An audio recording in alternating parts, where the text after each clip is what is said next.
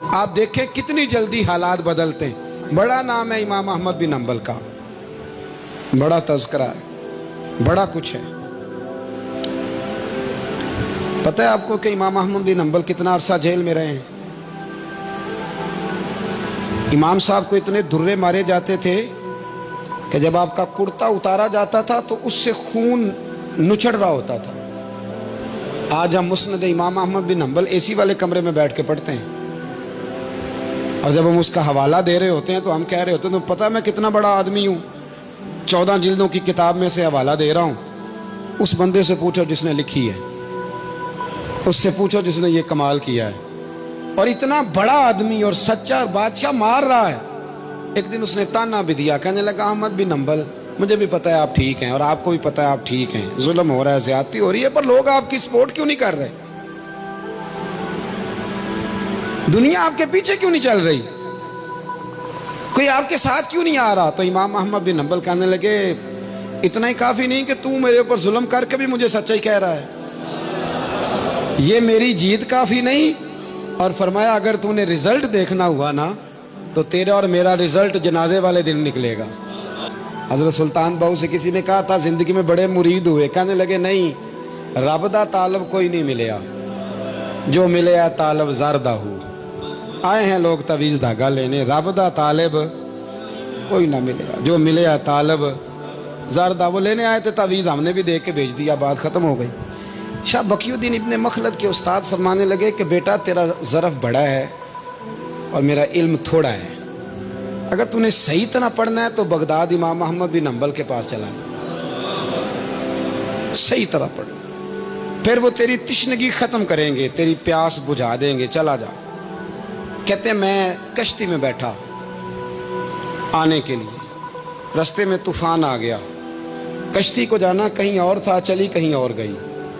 ایک جزیرے پہ ہم اترے، فرماتے ہیں کہ وہاں پیسے ویسے بھی ختم ہو گئے، پتے کھا کے گزارا کرنا پڑا۔ بغداد کی سمت کا تعین کر کے پتہ کر کے اس طرف میں چلنے لگا پیدل۔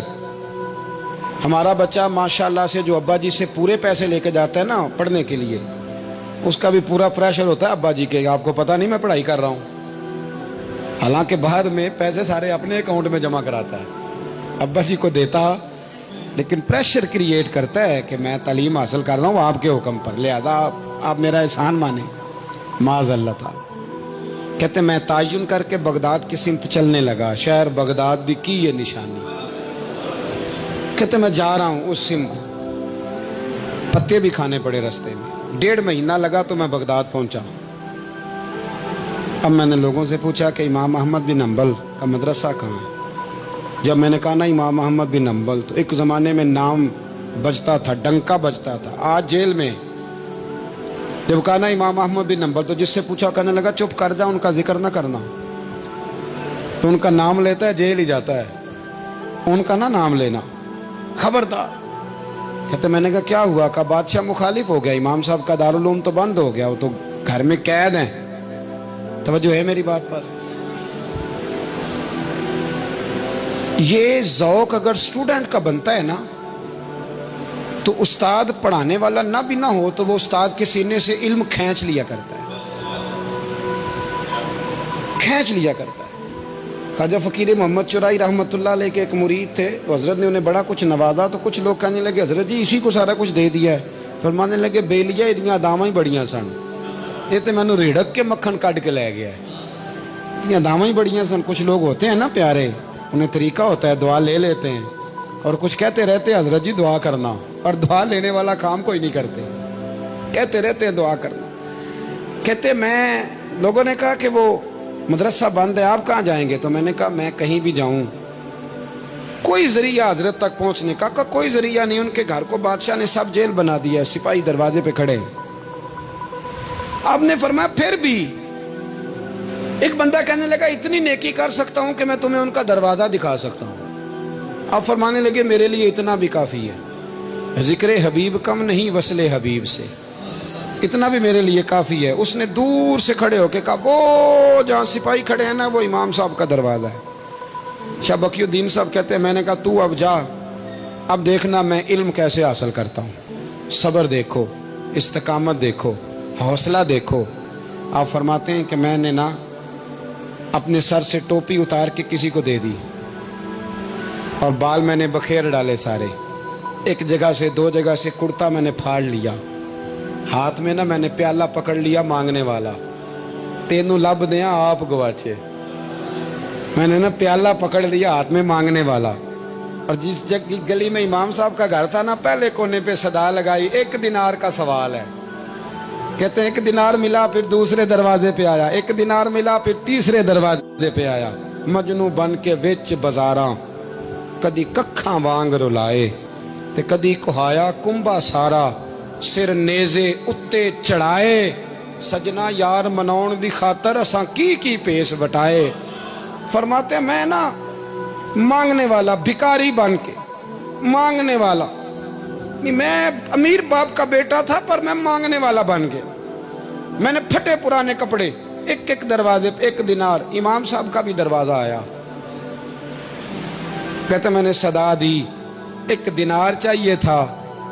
کہتے امام احمد بن حنبل دروازے تک آئے اور جب میرے پیالے میں کاسے میں دینار ڈالنے لگے تو میں رو پڑا. میں نے کہا میرے محبوب کریم کی حدیثوں کے وارث اور جانشین, میں تو کہاں سے چلا ہوں, تجھ سے حدیث سیکھنے آیا ہوں. مجھے خیرات نہ دے, مجھے میرے مصطفیٰ کی 2 حدیثیں پڑھا دے. تو کہتے ہیں شیخ کی آنکھوں میں, امام صاحب کی آنکھوں میں آنسو آ گئے. فرمانے لگے یار میں ابھی سوچ رہا تھا اسٹوڈنٹ ہی کوئی نہیں, کس سے حبیب کی باتیں کروں. آج تو پڑھا دوں گا تو کل کیسے آئے گا. عرض کی حضور جب تک آپ جیل میں رہیں گے میں بھکاری بنا رہوں گا. مانگنا جو ہے نوکر کی تے نخرا کی, جب لینا جو ہے تو ختم ہو گئی بات, پیالہ سیدھا رکھیں گے.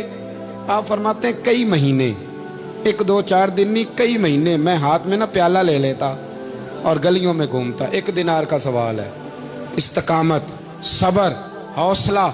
آپ فرماتے ہیں امام احمد بن حنبل کا دروازہ آتا تو وہ 1 دینار بھی روز دیتے اور حدیثیں بھی روز ہی پڑھاتے. آپ فرماتے ہیں کہ پھر وقت بدل گیا, پھر حالات تبدیل ہو گئے, بادشاہ چلا گیا اور نیا آ گیا.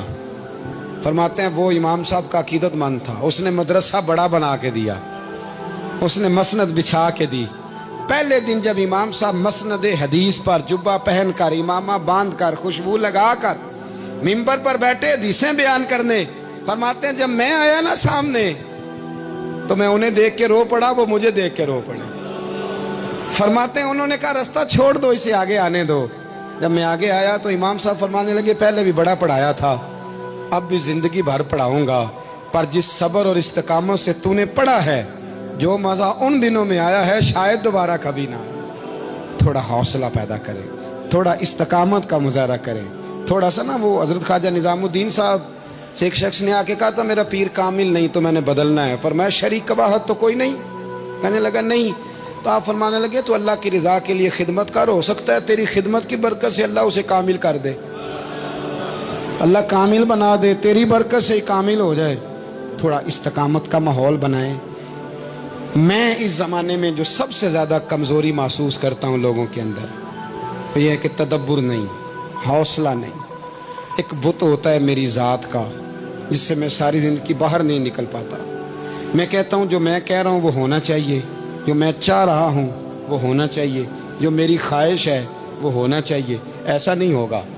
خواہشیں آپ کریں گے, چاہتے آپ کریں گے, پر پوری اللہ اپنی حکمت سے کرے گا. پورا اللہ اپنی. میرے نبی کریم علیہ السلام نے ایک دعا مانگی تھی, اللہ میری امت لڑے نہ. تو رب کریم نے کہا محبوب یہ دعا مجھ سے مانگے ہی نہ. اس میں بھی اس کی حکمت ہے کہ آپ کو حق پہچاننا ہے, خدا را اللہ پہ چھوڑیں. ہم بڑے بے حوصلہ ہیں, ہم بڑے کمزور ہیں, ہمیں تو اللہ تعالیٰ خیر کرے. اب تو زمانے میں جو دعائی سب سے زیادہ بکنی چاہیے وہ وہم کی دعائی ہے, وہ سب سے زیادہ بکنی چاہیے. ہر چوتھا آدمی اس وہم کا شکار ہے کہ جانے کیا ہو جائے گا. کچھ بھی نہیں ہوگا, وہی ہوگا جو منظور ہے. آپ کو تو ماشاءاللہ یاد ہے, وہی ہوگا جو منظور ہے. کچھ چیزیں اللہ رسول پہ چھوڑیں, صبر کے ساتھ, استقامت کے ساتھ. ایک بات میں نے شروع میں کی تھی پھر دہراتا ہوں آخر پہ. یہ سوچ لیں کہ آپ حق پہ ہیں کہ نہیں, آپ سچے ہیں کہ. حضرت عبداللہ ابن زبیر امام حسین کے بعد یزیدی فوجوں کے خلاف نکلے تھے. آپ کے کچھ ساتھی شہید ہو گئے تھے. اور کچھ پیچھے کی طرف چلے گئے تھے، پسپا ہو گئے تھے۔ حضرت عبداللہ ابن زبیر اکیلے رہ گئے تھے۔ اس وقت آپ کی والدہ حضرت اسماء بنت ابی بکر صدیق 90 سال عمر تھی اور آنکھوں سے نابینا تھی۔ فرماتے ہیں میں اپنی اماں سے مشورہ کرنے آیا، میں نے کہا اماں میرے کچھ ساتھی پیچھے چلے گئے، کچھ شہید ہو گئے، میں جہاد میں اکیلا رہ گیا ہوں، حکم کیا ہے؟ تو اماں کہنے لگی عبداللہ پہلے یہ بتا تو حق پہ ہے کہ نہیں؟ میں نے کہا اماں ہوں تو میں حق پہ، پر مجھے تیری بڑی فکر ہے، تیری 90 سال عمر ہے، یہ تو میرے جو مقابلے والے ہیں یہ تو بڑے سخت گیر لوگ ہیں، میری لاش کے ٹکڑے ٹکڑے کر دیں گے، تو برداشت کر لے گی؟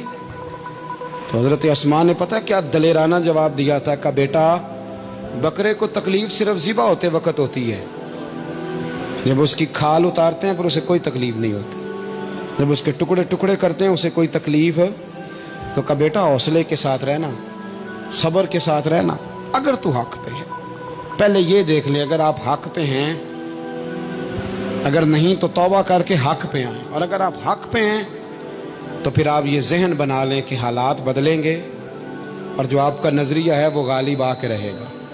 اگر آپ حق پہ ہیں تو پھر اللہ آپ کو توفیق دے گا، لیکن زندگی میں ان چیزوں سے بچیں۔ امام اعظم کے خلاف سازش رچی گئی۔ امام صاحب رحمۃ اللہ تعالیٰ علیہ کے پاس ایک بی بی دوڑی، حضور مسئلہ پوچھنا، آپ عورتوں سے ملا نہیں کرتے تھے، میں نے سوال کرنا ہے جی، جلدی جلدی سے اندر آ گئی۔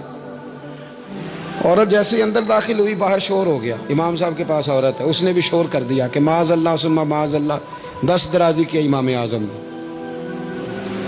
لوگ امام صاحب سے کہنے لگے اب پراپوگنڈا ہو گیا، سارے شہر میں بات پھیل گئی، حضور آپ جواب دیں، آپ بھی کو بات کریں۔ فرمانے لگے کیا جواب دوں، بی بی اکیلا تھا، میں اندر آئی ہے، باہر شور ہوا ہے، عورت کہہ رہی ہے میں اکیلا تھا، میں جواب دوں بھی تو میری گواہی کون دے گا، میرے ساتھ کھڑا کون ہوگا، اس وقت کون ہے جو اٹھ کے کہے گا کہ نہیں نہیں ایسی بات کوئی نہیں، یہ تو ماحول تو اور رخ اختیار کر گیا، تو حضور اب کیا کرنا ہے؟ تو آپ فرمانے لگے کرنا کیا ہے، میں کوئی لاوارث ہوں،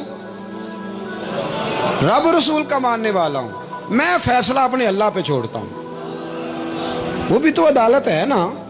مصیبت یہ ہے کہ میں اور آپ سارے فیصلے خود کرنا چاہتے ہیں، حالانکہ خود کچھ فیصلے چھوڑ دینے چاہیے، وہی ہو تو بہتر ہے۔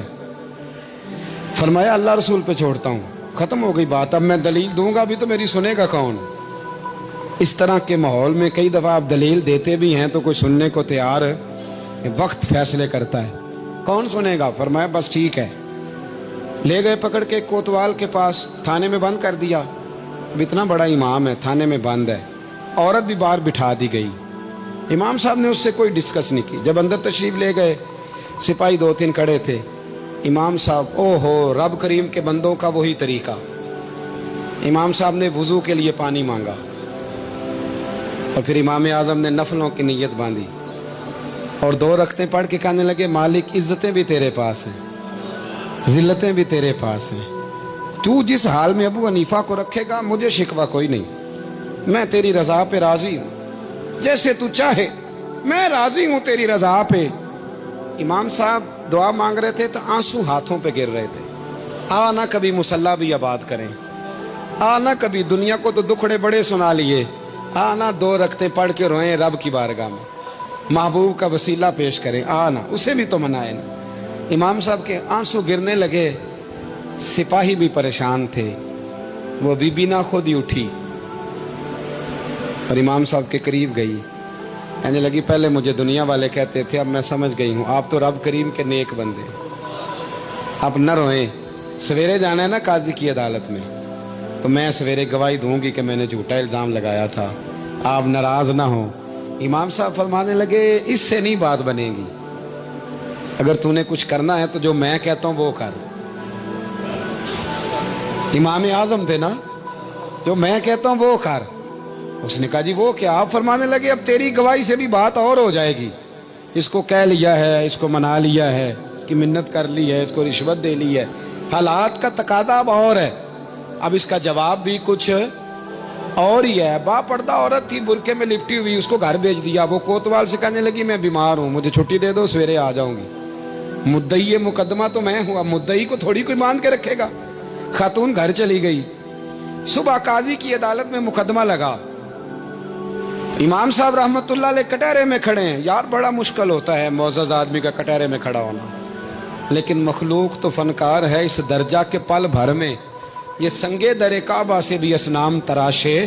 تم کون ہو کیا چیز ہے داغے کبابی، لوگوں نے تو مریم پہ بھی الزام تراشے. یہ نہیں نا باز آتے لوگ، پھر مرضی ہے نا ہونا، کٹہرے میں کھڑا ہونا پڑ ہی جاتا ہے. کٹہرے میں کھڑے ہیں امام اعظم. تو قاضی پوچھتا ہے آپ کی بڑی قدر ہے، بڑی اہمیت ہے، تو آپ اس عورت کے بارے میں کیا کہتے ہیں؟ تو امام صاحب فرمانے لگے یہ جو کہہ رہی ہے اس سے پوچھ لیں. تو خود خاتون کہنے لگی میرا امام صاحب سے تعلق ہے. آپ فرمانے لگے ٹھیک کہتی ہے. ساری بھری عدالت سب لوگ حیران، حضرت تعلق ہے؟ فرمایا ہاں. کس طرح؟ فرمانے لگے میری بیوی ہے، زوجہ میری اہلیہ ہے. جناب کس طرح؟ فرمایا محلے کی بیویاں بلا لو، اس کے ابا کو بلا لو، چہرہ دکھا لو. وہ سارے لوگ جمع ہو گئے، چہرہ کھول کے دیکھا تو امام صاحب کی زوجہ تھی. امام صاحب نے اس خاتون کو کہہ کے بھیجا تھا کہ یہی برقع میری بیوی کو دے کے سویرے بھیج دینا، یہی والا برقع جو تو نے پہنا ہے اب گھر جا اور میری اہلیہ کو یہ برقع دے کے بھیج دینا. وہ برقع دے کے اس نے بھیج دیا. جب امام صاحب رحمتullah علیہ کی اہلیہ ثابت ہو گئی کہ یہ تو امام صاحب کی اہلیہ ہیں جو کھڑی ہیں، اب وہ جو سازش رچنے والے تھے وہ دائیں بائیں دیکھ رہے تھے. تو امام صاحب نے ایک بات کی جو بڑی شاندار ہے. فرمایا تدبیریں تم نے بھی کی تھی، پر جو تدبیر میرا رب فرماتا ہے نا، جو تدبیر میرا، فرمایا یہ ابو حنیفہ کی تدبیر نہیں، یہ تدبیر میرے اللہ کی ہے جو اس نے مجھے عطا فرمائی، مجھے سجھائی. اب قاضی صاحب نے حکم دیا کہ جتنے لوگوں نے الزام لگایا ہے وہ سارے معافی مانگے.